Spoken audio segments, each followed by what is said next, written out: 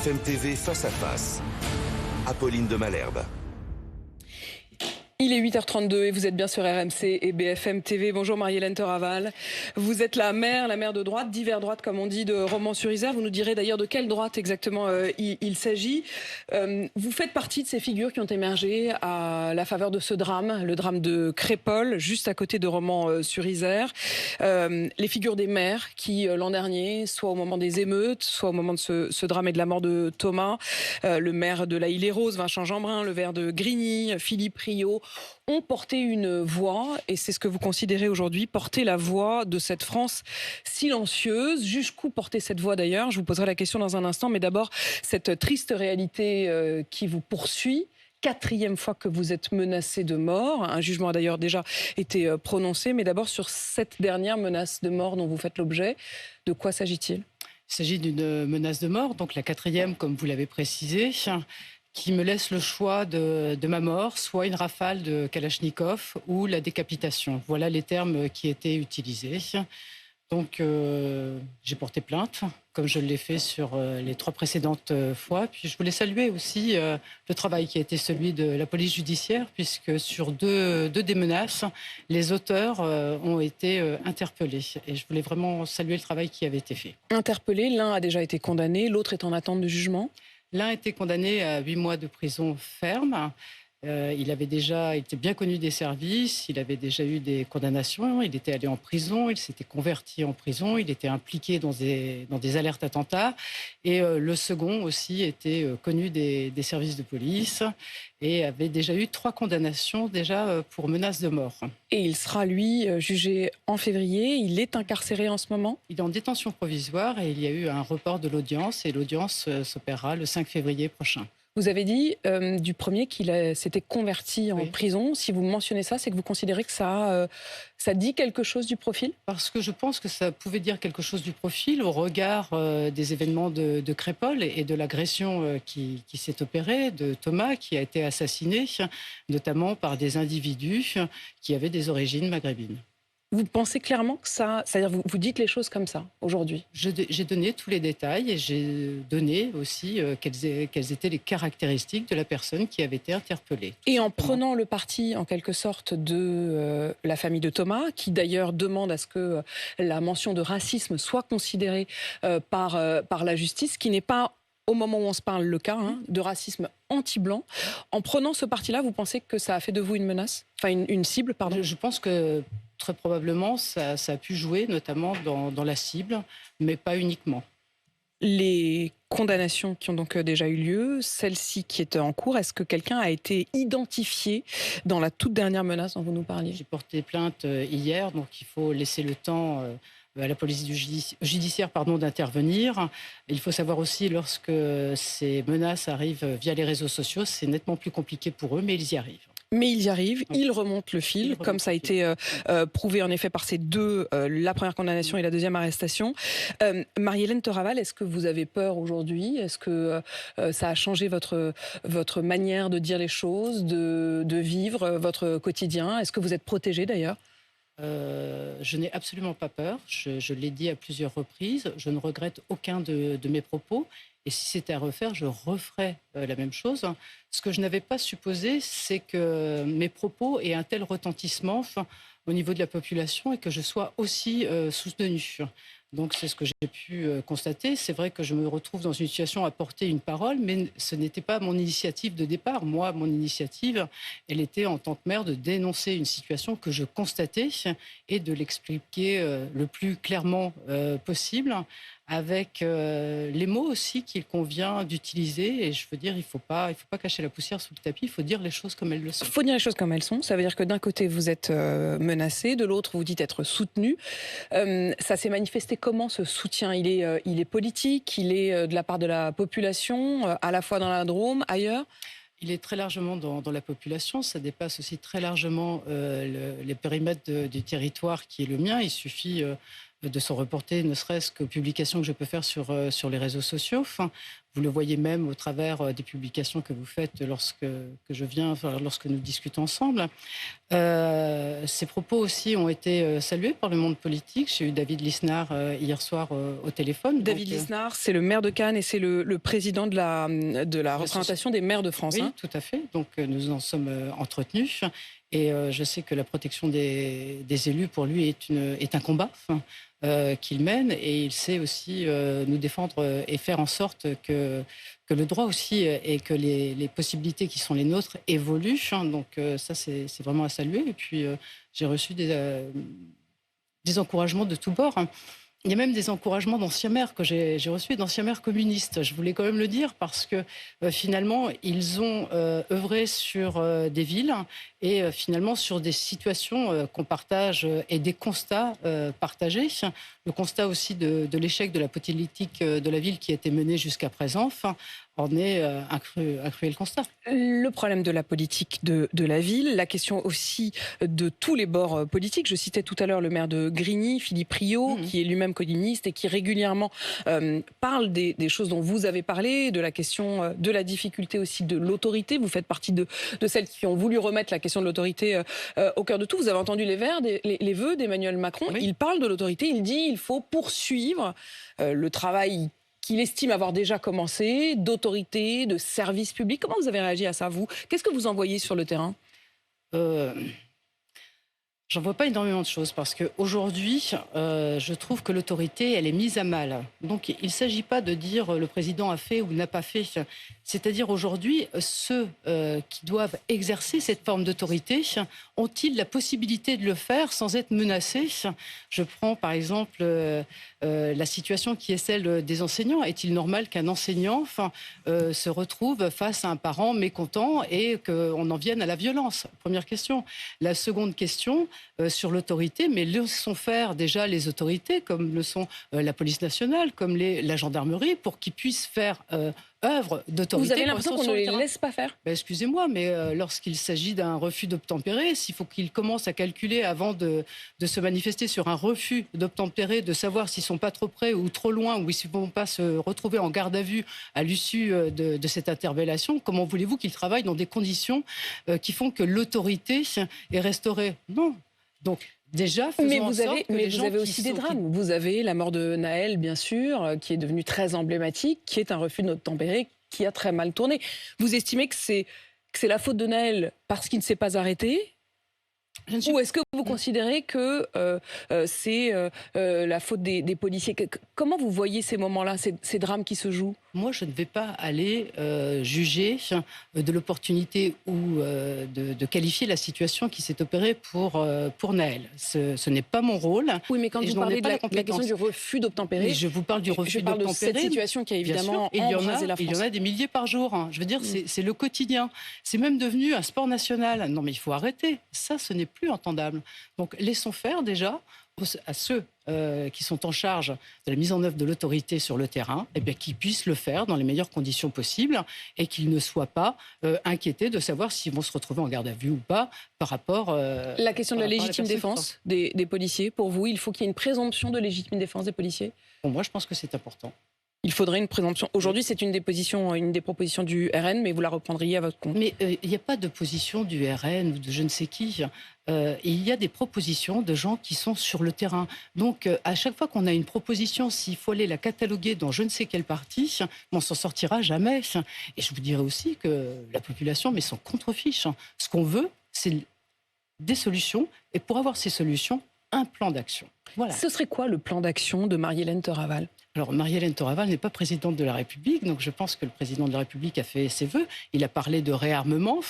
Moi, je dis aussi que, eh bien, on est à plus de 18 mois de mandat, donc le réarmement, il faut des soldats aussi lorsqu'on parle de réarmement. Je trouve qu'il y a un champ lexical qui est très proche de celui de la guerre. Donc, pendant le Covid, le président nous a dit que nous étions en guerre. Si nous sommes à nouveau en guerre, alors à ce moment-là, il faut véritablement un plan d'action. Et vous trouvez qu'il y a un décalage entre les mots le mot martial de réarmement et la réalité qui ne suit pas pour vous? Moi, je n'ai pas de problématique avec les mots martial, ça ne me pose aucun problème. Ce qui me pose question, pour être clair, aujourd'hui, c'est de savoir on fait quoi. Parce que nous, on est sur le terrain. Nous sommes sur les terrains, nous sommes des maires. La démocratie, l'autorité, la mise en œuvre des politiques publiques, on les porte à bout de bras. Mais jusqu'à quand ? Je pose la question. La question de la politique publique, vous avez d'ailleurs rencontré Elisabeth Borne. Olivier Véran est venu à la fois à Crépol et à Romans-sur-Isère après la mort de Thomas. Ils vous ont promis que les choses changeraient. Olivier Véran a d'ailleurs dit qu'en rencontrant les habitants, il avait conscience qu'on était passé au bord du drame. Est-ce que vous avez eu depuis d'autres contacts avec eux ? Est-ce que vous avez l'impression que des politiques ont été mises en place, que des choses vont changer ? Alors la première chose, je n'ai pas rencontré Madame le Premier ministre. Je me suis juste permise de répondre à un ressenti, lorsqu'elle a parlé de ressenti d'insécurité. Vous ne vous êtes pas rencontré ? Elle ne vous a jamais appelé ? Non. Il me semblait que ça avait été le cas. Non, jamais. Je n'ai pas eu de contact avec Madame le Premier ministre. Vous l'auriez apprécié ? Je l'aurais apprécié. Moi, je suis toujours prête à contribuer et à partager aussi des situations. Je pense que c'est le rôle aussi d'un élu de terrain. C'est son expression de sentiment d'insécurité qui vous avait fait réagir, puisque vous avez dit qu'il ne s'agit pas d'un sentiment, mais d'une réalité. D'une réalité vécue. Olivier Véran ? Olivier Véran, il est venu sur notre territoire. Moi, j'accueille toujours, au même titre que les autres élus, lorsque nous accueillons un ministre. Donc, nous avons reçu Olivier Véran. Je pense que le jour où il est venu, il a pu constater que nous n'étions pas dans une situation de fait divers, comme certains l'auraient souhaité. Et nous avons essayé de lui dire que nous étions face à un fait de société. Je pense que c'est vraiment cela qu'il va falloir prendre en compte. Vous avez parlé, dès le début de cet entretien, d'une forme d'opposition. Vous, au fond, ayant pris le parti, le côté de la famille de Thomas, ceux qui vous menacent, en tout cas considérant, vous associant à elle, et ceux qui vous menacent, étant associés, comme je reprends vos mots, vous dites convertis, et vous faites le rapprochement avec une population d'origine maghrébine. Est-ce que véritablement, pour vous, aujourd'hui, c'est une forme d'opposition entre deux populations, entre deux morceaux de France ? Alors, il y a les origines, mais je vais parler de la délinquance en général. Donc aujourd'hui, on a un niveau de délinquance que je trouve extrêmement fort, qui se manifeste au quotidien, dans des formes qui ne sont plus acceptables. Oui, j'ai dit que nous étions face à des dynasties de délinquants, puisque certains étaient issus de parents délinquants. Et c'est vrai, je veux dire, moi je ne suis pas contredite sur ce sujet-là. Quand je dis qu'il y a des problématiques de santé mentale, je ne suis pas contredite sur ce sujet-là non plus. Quand je dis qu'il y a de la consommation de drogue et que des familles vivent du deal, je ne suis pas contredite non plus. Alors vous n'êtes pas contredite politiquement, vous n'êtes pas contredite au niveau national. En revanche, localement, et notamment des reporters qui ont rencontré des habitants du quartier de la Monnaie, qui est vraiment le quartier dont était originaire une partie de ceux qui sont arrivés dans ce drame de Crépol, eux ne sont pas d'accord avec les termes que vous employez. Je voudrais juste qu'on les écoute. On nous a caricaturé sur pas mal de choses alors que c'est loin d'être vrai. Le seul truc qui ressort, c'est qu'on est tous des enfants de parents drogués, issus de la délinquance. C'est inadmissible de dire ça sur des gens qui sont honnêtes, qui ont travaillé toute leur vie. Elle a détruit 2 bâtiments de 15 étages ici. Elle aurait pu faire des parcs, des infrastructures pour gamins avec des bancs pour que leur maman les surveille et tout. Elle a rien fait du tout. Elle a fait un terrain de boule. Mais le gamin de 15 ans, qu'est-ce qu'il s'en fout de la pétanque? Il faut mettre des, je sais pas moi, un petit city-stade, un terrain de foot, des bars attractions, du sport pour qu'au moins déjà ça les occupe. Mais si vous cassez tout et vous enlevez tout et vous ne faites plus rien derrière, les gamins, ils ont plus rien à faire. Qu'est-ce que vous leur répondez? Qu'est-ce que vous répondez à Fred? Alors déjà, la première des choses, je n'ai pas détruit de tour. Nous avons déconstruit une tour et j'ai continué aussi et j'ai poursuivi notamment tout ce que nous faisions dans le cadre de la rénovation urbaine qui avait été initiée par mon prédécesseur. Et c'est vrai que la notion de densité, de population ou de concentration dans des tours n'était pas ce qui était le plus opportun pour contribuer au bien vivre. Donc nous avons fait exactement la même chose partout en France. Je voudrais dire aussi que lorsque nous déconstruisons un logement, on ne reconstruit pas un pour un, justement pour aérer ces quartiers. Je voudrais rappeler aussi à ce monsieur que les personnes... Alors, je n'ai jamais stigmatisé tout un quartier. J'ai toujours précisé qu'il s'agissait d'une partie, parce que je peux vous assurer que majoritairement, dans ce quartier... Vous parlez à chaque fois d'une centaine de personnes? Oui, d'une centaine de personnes. Cette centaine de personnes a tout mis en œuvre aussi pour brûler une école. brûler une crèche, brûler une maison de quartier. Et malgré tout cela, eh bien, on continue à accompagner sur tout ce qui est réussite scolaire, sur l'aide aux devoirs, sur la prévention. On a un petit peu plus de 8 éducateurs et des médiateurs qui sont sur le terrain. À un city-stade, il y en a un. Deuxième point, des aménagements pour les enfants. Ils n'ont pas trouvé mieux que de les brûler. Donc on ne peut pas dire qu'on ne fait rien. Mais à un moment donné, si on veut que les choses fonctionnent, il faut respecter aussi ce qui est fait. Et puis je dis aussi que il y a un temps pour aller à l'école, il y a un temps aussi pour faire ses devoirs, il y a un temps pour travailler, il y a un ensemble, il y a un tissu associatif qui est extrêmement fourni et il y a tout à fait la possibilité de faire des pratiques sportives, des pratiques artistiques. Enfin, je veux dire, il y a une offre qui est là. Dans ces quartiers en particulier, là on parle du quartier de la Monnaie, mais partout en France, vous estimez, vous faisiez partie de ceux qui ont dit assez rapidement après le drame de Crépol que beaucoup d'argent, vous parliez tout à l'heure de la politique de la ville, il y a beaucoup d'argent qui a été mis dans tous ces quartiers. Vous considérez que ça n'a pas été mis au bon endroit ou alors que ça a été gâché? Alors si ça a été gâché, je dis que nous n'avons pas les résultats escomptés. Donc ça veut dire que c'est pas une question d'argent, c'est une question quoi, d'autorité? Je pense qu'à un moment donné aussi, il n'y aurait pas une catégorie de population qui n'aurait pas les mêmes devoirs que les autres, quoi. Je vois pas pourquoi il faudrait mettre plus des éléments en termes d'animation ou de loisirs dans ce quartier que dans les autres quartiers. Moi, j'estime que quand je suis maire d'une ville, eh bien, qu'un enfant soit d'un quartier de l'Ouest, de l'Est ou du Nord, il doit avoir à sa disposition les mêmes possibilités. Et c'est le cas. Mais Marie-Hélène Toraval, je vous repose la question. Vous avez l'air de parler d'une France contre une autre. Il y a cette famille de Thomas qui demande à ce que le caractère raciste de la mort de Thomas soit reconnu. La justice ne le reconnaît pas pour l'instant. Au terme d'une enquête très fouillée, où ils ont recueilli tous les témoignages, ils considèrent que certes, oui, il y a des témoignages qui disent avoir entendu certains des habitants de la Monnaie dire « on vient taper du blanc », mais il y aurait eu aussi l'un des copains de Thomas qui aurait dit qu'il veut se faire du bougnoul. Pourquoi faudrait-il trancher ? Alors, je vais revenir sur le début de votre question, qui était de dire, est-ce qu'il y a une France qui est contre une autre France ? Non, pas du tout. Il y a seulement une frange de population, des groupes qui refusent, qui sont français, mais qui refusent d'en adopter les principes, qui refusent d'en adopter les devoirs. Je ne vois pas pourquoi on devrait supporter cela, quoi. Enfin, à un moment donné, soit on est français, si ça vous convient ou ça vous convient pas, mais si ça vous convient pas, il faut surtout pas rester, quoi. Enfin, moi, j'en arrive là. Parce que pour aller créer des zones de non-droit, moi, je ne vois pas qui peut accepter, qui peut valider et qui peut donner caution sur des zones de non-droit. Ça n'est pas possible. Je veux dire, l'espace public, il appartient à tout le monde. S'agissant de la mention dont vous faites état... La question des témoignages. Comment distinguer les témoignages et comment distinguer ceux qui relèveraient du racisme, de la bagarre, de l'opposition? Eh bien, justement, ce qui relèverait, je veux dire, c'est au juge de l'apprécier. Et pour l'apprécier, je dis que tout simplement, le fait de le retenir permettrait de l'apprécier, permettrait de le discuter. Peut-être pour l'évacuer ensuite. Et de l'objectiver, tout simplement. Mais finalement, ça a l'air d'être un vilain gros mot de parler de racisme anti-blanc. Ben non, est-ce qu'à un moment donné, dire les choses... Il y a un tabou. Ben, faut arrêter avec les tabous.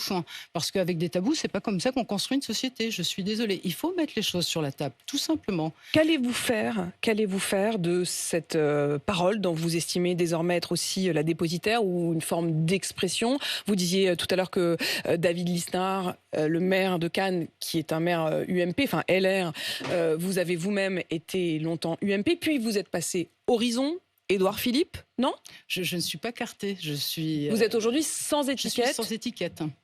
Ça veut dire que vous n'avez pas adhéré formellement à un parti? Je ne suis pas UMP et Horizon, je ne suis pas cartée comme on l'entend. Enfin, je ne suis pas étiquetée maire Horizon. Est-ce que vous vous sentez proche d'Horizon? Moi, je me sens proche de tous les élus ou de tous les acteurs qui ont envie de faire avancer la société, tout simplement. Enfin, moi, vous refusez, vous ne voudriez pas qu'on vous mette dans une étiquette quelle qu'elle soit? Ben déjà, j'en ai absolument pas besoin. C'est la première chose.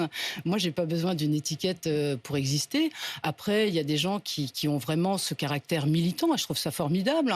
Moi, c'est pas vraiment dans ma nature. Donc, Je ne ressens pas ce besoin. Vous ne soutiendriez pas, par exemple, une candidature d'Édouard Philippe? Mais c'est pas un sujet. Moi, je veux dire, on n'est pas en période d'élection. Moi, je suis en train et je suis face à vous pour traiter et m'expliquer ou venir discuter d'une situation sur laquelle j'ai dénoncé une situation qui finalement est partagée et correspond au vécu d'une majorité de personnes. Alors, tout vous dites simplement. qu'il n'y a pas d'élection, il va y en avoir quand même, hein. Il va y avoir les élections européennes. On sait que, notamment du côté de LR, ils ont engagé des discussions avec vous. Ils vous ont approché quand même. J'ai été approchée. Et ça vous intéresse? Je donnerai ma réponse. Mais vous n'y êtes pas fermé. Je donnerai la réponse aux personnes qui m'ont interrogée. Mais ça veut dire qu'éventuellement, pouvoir porter au sein d'une liste le discours tel que vous l'avez ici, ça peut vous intéresser. Je comprends que ça puisse intéresser des gens, ce qui est différent. Mais vous, personnellement, à court terme, pas forcément. Moi, je ne suis candidate à rien aujourd'hui, madame. Je me retrouve dans une situation où j'ai dénoncé des choses, j'ai dit tout haut ce que des gens pensaient tout bas, et finalement, la répercussion qui s'est opérée, je ne l'avais absolument pas envisagée. Aujourd'hui, quand on me demande d'intervenir ou d'approfondir sur des sujets, je le fais bien volontiers, avec vraiment un esprit de construction, tout simplement. Vous n'êtes pas fermé, mais vous n'y êtes pas favorable pour l'instant. En tout cas, vous ne l'avez pas cherché. Ah, j'ai rien cherché, non, je peux vous l'assurer. Marie-Hélène Toraval, comment vous voyez justement les mois qui viennent? Vous faites partie de ceux qui disent attention, il y a des morceaux de France qui se détachent. On connaît bien sûr la référence aussi de Jérôme Fourquet à cette archipélisation de la France, c'est-à-dire une France qui serait des formes de morceaux qui cohabitent les uns avec les autres. Est-ce qu'on peut réconcilier tout le monde ou est-ce que vous êtes inquiète pour les mois qui viennent? Moi, je me refuse de concentrer mon énergie sur de l'inquiétude. Je préfère me concentrer vraiment sur de la mise en œuvre, sur de l'action. Moi, j'attends beaucoup. Je veux dire, on a un président de la République. Il y a un mandat qui a quand même commencé il y a quelques mois. Je dis qu'aujourd'hui, il n'est plus temps de discuter. Aujourd'hui, on attend un plan d'action qui soit fort. Pour moi, tout n'est pas perdu, mais la reprise en main, elle exige aussi peut-être d'affronter sa propre équipe, d'affronter une majorité qui conduit, une majorité relative, qui n'est pas aisée à piloter, ça j'en conviens. Mais pour moi, il faut des actions fortes qui vont peut-être en déranger certains. Mais on ne peut pas continuer dans la demi-mesure. Et d'ailleurs, vous disiez les élections, mais il y a aussi éventuellement un remaniement. Si on vous proposait de rentrer en gouvernement aujourd'hui, est-ce que ça vous intéresserait? Le sujet n'est pas sur la table actuellement. Mais vous dites pas non. Le sujet n'est pas sur la table. Marie-Hélène Toraval, merci d'être venue faire le point ce matin en début d'année, maire d'hiver droite, donc on a bien compris, de Romans-sur-Isère.